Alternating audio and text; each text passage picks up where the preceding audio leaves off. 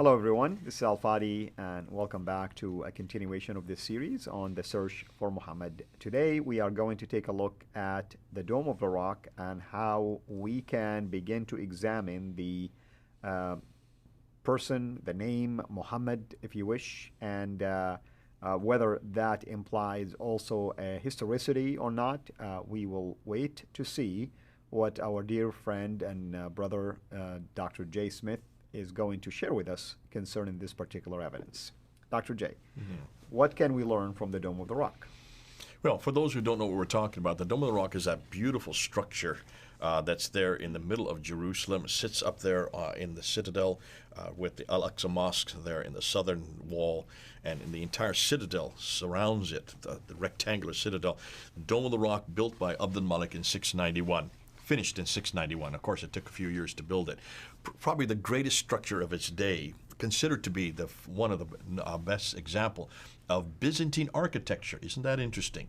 Using Byzantine architecture. If this was a Muslim, what is he doing using Byzantine architecture? And if he's a Muslim, then what is that building there for? Now, when you ask any Muslim why that building is there, they always say that this is where Muhammad went in the night of power around 621. He was woke up in the middle of the night in Mecca by Jibril, the angel, and told to get on the back of this winged horse called the Burak. That's right. And then he was flown up from Mecca all the way up to Jerusalem. And there was a rock, and the rock is still there today. And from that rock, he ascended to the seven heavens. That's right. That's called the Mi'raj.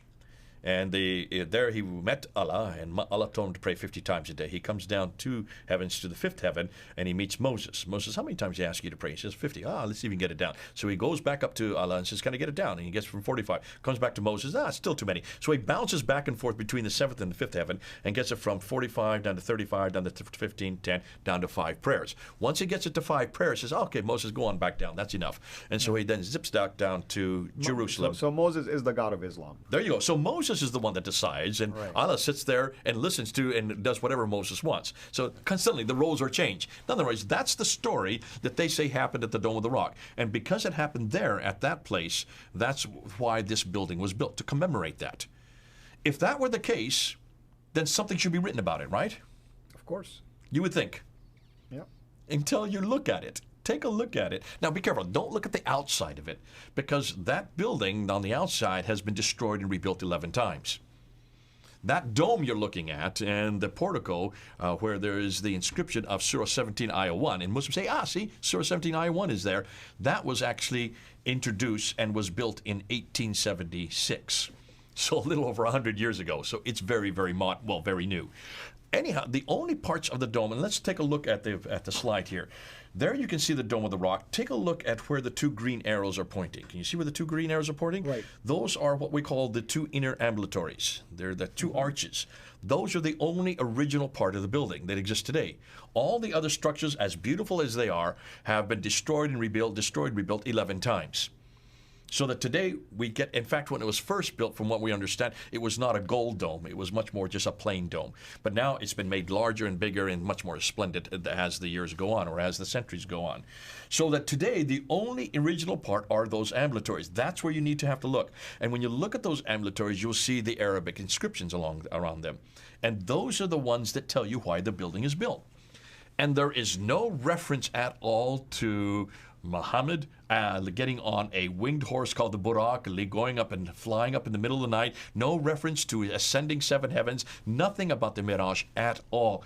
All the inscriptions are attacking Jesus Christ. I mean, you would expect in there to have at least one of those verses, like chapter 17, verse 1, that deals with this issue of the ascension. It's Quranic. I mean, it's not like somebody's writing. It's a verse from the Quran. But you don't find this. You find other verses that attack Jesus. Well, actually, if you look at chapter 17, verse 1, there's a real problem with that, because what it says, we know he that, went from the great mosque to the farthest mosque. If the great mosque was revealed to Muhammad in 620 to the farthest mosque, that means there must have been a mosque in Jerusalem in 621. And that's what the mosque point. were there in Like, Jerusalem in 621? You would expect that verse to be there if really it is something to brag about. But even that's a historical anachronism. Right. How can you have a mosque in Jerusalem in 620 when there were no Muslims in Jerusalem until 638? And it wasn't built until 692.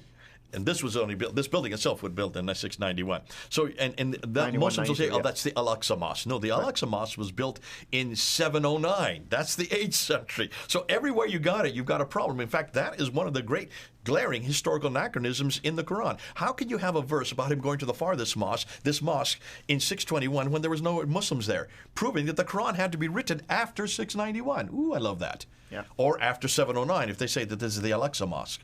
So after, that's the 8th century, proving again that the Quran itself exposes its own. But let's get back to this again. Let's spin back this. Is this Muhammad? Because the Shahada is introduced on the dome. Muslims are saying this is 691, this is 7th century, therefore this is Muhammad. Proof that Muhammad is in the 7th century. Listen, we're not disputing that by the time Abdul Malik comes to power, he does introduce this. No one would dispute that. Have you heard me ever dispute that? No. No. Have I said it's on the coins?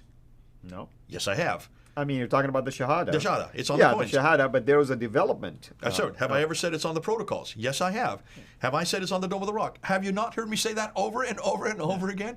That it's Abdul Malik that introduces Muhammad. Yeah, but the coins is interesting. That's why I was referring to this, because it seemed like the Shahada was evolving in the coins. Okay, because it always talked about the Right. Shahada, that there is no associates. Right, But that's exactly. not the Shahada we do today. That's right. Including on the Dome of the Rock. It also says, and there's no associates. That's not part of the Shahada. That's an attack against Byzantine Christianity, against the idea of the divinity of Jesus. And that's why this La ilaha illallah Muhammadur Rasulullah, I'm desecrated, you say it better than I do.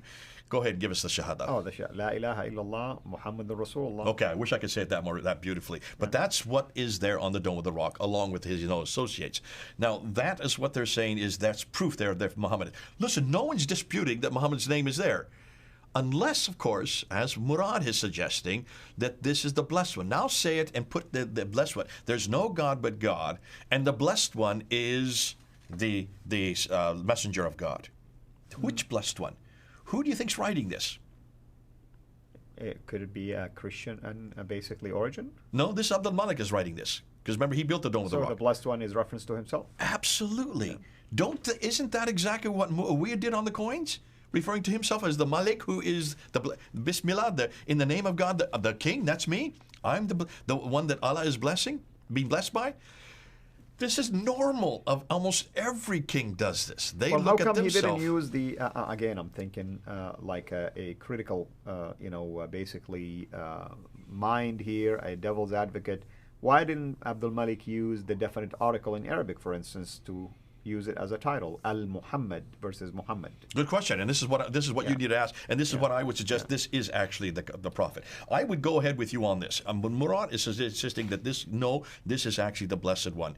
That's why he would say that this is what kings do, this is what emperors do, this is what Abdul Malik do. He's referring to himself in his messianic role, and that Abdul Malik did have a messianic role. But he's also, this is a political statement. He's also confronting the Byzantine Jews who are there in the Church of the Sepulchre that's down in the valley. That's where the Byzantines had their sanctuary. That's where they had their pilgrimage. That was a center of Christianity and of Judaism. So he's confronting both his cousins, both his Abrahamic cousins. The two of them have come through Isaac. He now comes through Ishmael. And he's putting his building up on top of them, looking down on them, a much bigger structure of the day. And he's confronting and says, I am that messenger. I am the one who is now the blessed one.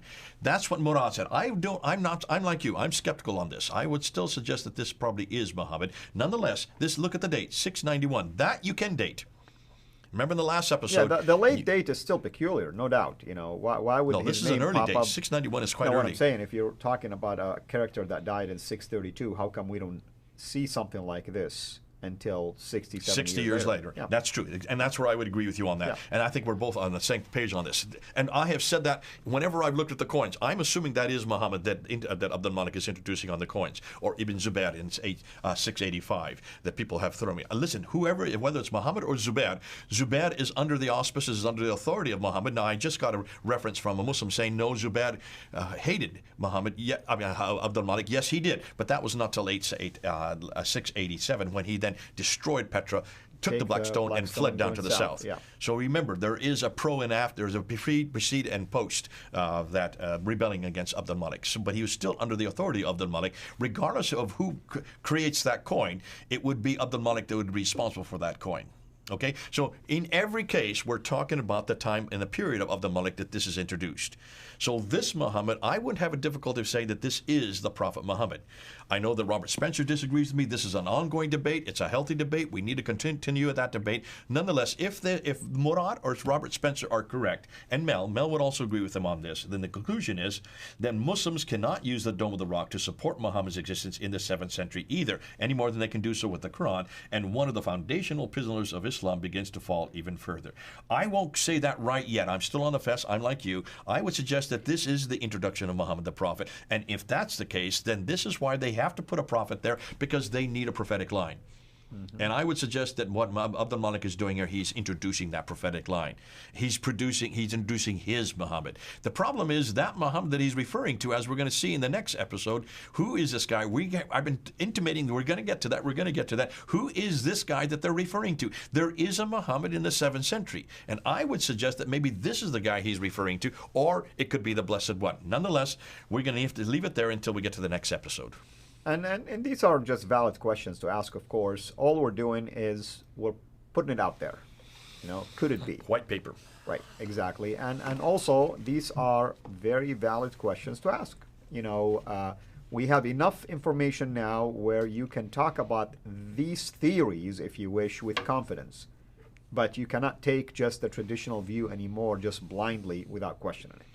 And can we now say categorically that prior to 691, when this building was built, prior to 692, when the coins were introduced, prior to 691, when the protocols were introduced, where Muhammad is introduced on those protocols, coins, and the Dome of the Rock, there is no Muhammad that is anywhere close to the traditions. The Doctrine Jacobi you cannot use. The Constitution of Medina, the Pact of Omar, you cannot use. You cannot read the writings of Sabaeus anymore. We've debunked all of those.